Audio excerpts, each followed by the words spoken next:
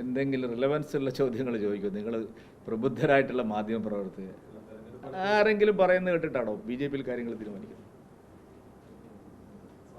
അല്ല, B J പിയിലെ കാര്യങ്ങൾ അവിടെ ഇവിടെ ഇരുന്ന് ആരെങ്കിലും വിളിച്ചു പറയുന്നത് കേട്ടിട്ടാണോ? പാർട്ടി പറയുമ്പോൾ നോക്കാം. ഇത്ര തിരക്ക് പിടിക്കുന്നത് തന്നെ ഇപ്പം ലോക്കൽ ബോഡിയല്ലേ, അത് കഴിഞ്ഞിട്ട് ഇത്ര തിരക്കെന്താ നിങ്ങൾക്ക്? ബാക്കിയുള്ളവരൊക്കെ തീരുമാനിച്ചോ? യു ഡി എഫിൽ സ്ഥാനാർത്ഥി നിർണയമായോ? L D എഫിലായോ? ഞങ്ങളോട് മാത്രം എന്താണ് ഇത്ര തിരക്കിട്ട് ഞങ്ങൾ ഉണ്ടാക്കണം? കുറച്ച് സാവകാശം ഞങ്ങൾക്ക് തരുന്നു. ഞങ്ങളിപ്പോൾ നിലവിൽ മൂന്നാമത്തെ കക്ഷിയല്ലേ. ഒന്നും രണ്ടും കക്ഷികൾ പറയട്ടെ എന്ന്. എൽ ഡി എഫിൻ്റെയും യു ഡി എഫിൻ്റെയും സ്ഥാനാർത്ഥി ആരാണെന്ന് തീരുമാനിച്ചാൽ ആ നിമിഷം ഞങ്ങൾ തീരുമാനിക്കും. ഞങ്ങൾ ആദ്യമേ തീരുമാനിച്ചിട്ട് വേണം കാര്യങ്ങൾ നടക്കണമെന്ന് പറഞ്ഞാൽ അത് നടക്കില്ല. സമയമാകുമ്പോൾ തീരുമാനിക്കും.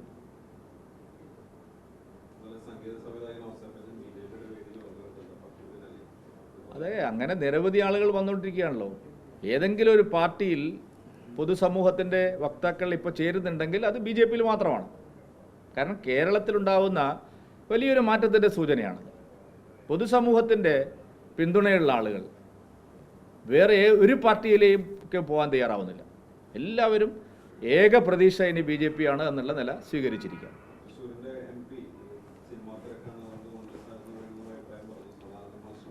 എന്തിനാ നിഖില, അദ്ദേഹത്തെ കണ്ടിട്ടല്ലേ നിങ്ങൾ വരുന്നത്? ഈ കുത്തിത്തിരിപ്പല്ലാതെ വേറെ ഒരു പണിയില്ലല്ലോ. അല്ലല്ല, അദ്ദേഹത്തെ കണ്ടിട്ടാണല്ലോ നിങ്ങൾ വരുന്നത്. ഞാൻ അറിഞ്ഞു നിങ്ങൾ അദ്ദേഹത്തിൻ്റെ അടുത്തു നിന്നാണ് വരുന്നത്. എന്നിട്ട് അദ്ദേഹത്തിൻ്റെ അടുത്ത് നിന്ന് ചോദിക്കുക, അത് എൻ്റെ അടുത്ത് വന്ന് ചോദിക്കല്ലേ. അദ്ദേഹം പറഞ്ഞിട്ടുണ്ടോ ഒന്നും എനിക്കറിയില്ല.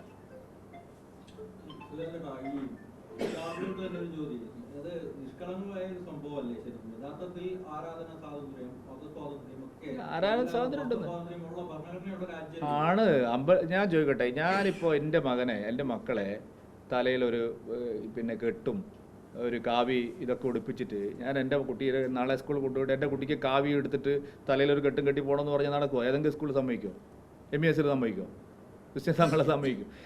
പൊതുസമൂഹത്തിലാണ് നമ്മൾ ജീവിക്കുന്നത്. മതസ്വാതന്ത്ര്യം, അവർക്ക് പള്ളിയിൽ പോകാം, അവർക്ക് ആരാധന നടത്താം. ഇല്ലെങ്കിൽ അങ്ങനെ അനുവദിക്കുന്ന സ്കൂളുകളിൽ കുട്ടികളെ അയക്കുക. അതല്ലേ നമ്മളെല്ലാം ചെയ്യേണ്ടത്. ഇപ്പോൾ എനിക്ക് ആഗ്രഹമില്ലാത്തതുകൊണ്ടല്ലോ ഹിന്ദു വേഷധാരിയായിട്ട് എൻ്റെ മക്കൾ പോകണമെന്ന് എനിക്ക് ആഗ്രഹം ഉണ്ടാവും. അത് പ്രകടിപ്പിക്കാനുള്ള സ്ഥലമല്ല സ്കൂൾ. എന്ന് പറയുന്നത് എന്താണ്?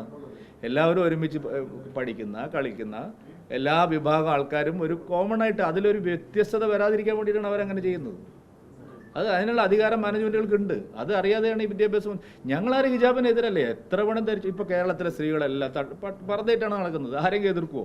അത് അവർ നടക്കും. പക്ഷേ സ്കൂളെന്ന് പറയുമ്പോൾ, കോളേജ് എന്ന് പറയുമ്പോൾ അവരവരുടെ മാനേജ്മെൻറ്റ് ഒരു യൂണിഫോം തീരുമാനിച്ചിട്ടുണ്ടെങ്കിൽ ആ യൂണിഫോമിലാണ് പോകേണ്ടത്. കന്യാസ്ത്രീ കുട്ടികളല്ലല്ലോ.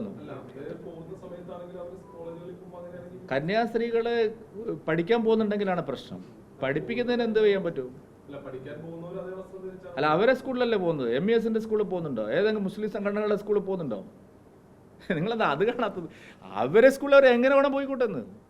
ഞാൻ പറഞ്ഞല്ലോ, മുസ്ലിം സംഘടനകൾ നടത്തുന്ന സ്കൂളുകൾ, SDPIയോ MESോ ജമാഅത്തെ ഇസ്ലാം അവർ നടത്തുന്ന സ്കൂളിൽ അവർ അങ്ങനെ പോയിക്കോട്ടെ. ആരും എതിരല്ല. ക്രിസ്ത്യാനികളെതിരാണോ? ക്രിസ്ത്യാനികളെതിരല്ല. ഈ രാജ്യത്ത് ആരും എതിരല്ല. ഓരോ മാനേജ്മെൻറ്റും അവരവരെ സ്കൂളിലൊരു യൂണിഫോം തീരുമാനിച്ചിട്ടുണ്ട്. ആ യൂണിഫോം ഇട്ട് കുട്ടികൾ വരണം. ഇപ്പോൾ ശബരിമല കാലത്ത് കുട്ടികൾ എന്നാൽ കറുപ്പെടുത്ത് പോകണം എന്ന് പറഞ്ഞ് സമ്മതിക്കുമോ? നിങ്ങൾ അതെന്താ പറയാത്തത്? ശബരിമല കാലത്ത് ഇനി ഒരു 60 ദിവസം കുട്ടികൾ ശബരിമലയ്ക്ക് പോകുന്ന കുട്ടികൾ കറുത്ത മുണ്ടെടുത്തിട്ടാണ് നടക്കുന്നത്. അതിപ്പോൾ ക്രിസ്ത്യൻ മാനേജ്മെൻറ്റ് സ്കൂളിലും മുസ്ലിം മാനേജ്മെൻറ്റ് സ്കൂളിലും അവരൊരു യൂണിഫോം തീരുമാനിച്ചിട്ടുണ്ട്. കുട്ടികളെല്ലാം കറുത്ത മുണ്ടെടുത്ത് പോകണമെന്ന് പറഞ്ഞ് ഞങ്ങൾ നാളെ ഇളകിയാൽ എന്തായിരിക്കും? ഞങ്ങളെ കൊല വിളിക്കല്ലേ?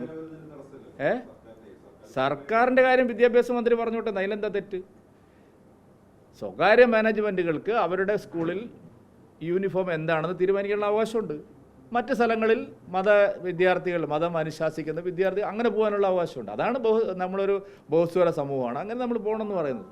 പോയിക്കോട്ടത് എത്ര സ്കൂളുണ്ടെന്ന് അതിൽ ഒരു 10 കൂടി തുടങ്ങിക്കോളിന്ന്. ആരെവിടെ തടസ്സം? നിങ്ങൾ ചോദിച്ചു കഴിഞ്ഞാൽ അപ്പം കിട്ടുമല്ലേ നിങ്ങൾക്ക് അനുവാദം? വല്ല NSS SNDPയോ ചോദിച്ചാൽ പിടിച്ചു വെക്കുന്ന നിങ്ങൾ മുസ്ലിം സംഘടനകൾ ചോദിച്ചാൽ അപ്പം കൊടുക്കുകയല്ലേ? അതല്ലേ കേരളത്തിലെ മതതരത്വം. ഒരു 10 സ്കൂൾ കൂടി തുടങ്ങുന്നു. കാശുണ്ട്, സ്കൂളുകൾ തുടങ്ങാനുള്ള സൗകര്യമുണ്ട്. കുട്ടികൾ അവിടെ പഠിക്കട്ടെ. സിമ്പിളല്ലേ ലോജിക്ക്? അവരവിടെ പഠിക്കട്ടെ. ആർക്കാ പ്രശ്നം? മുല്ലാക്കന്മാർ 5-6 സ്കൂളിൽ തുടങ്ങട്ടെ. എന്നിട്ട് മുല്ലാക്കന്മാരുടെ മക്കൾ അതുപോലെ പോട്ടെ.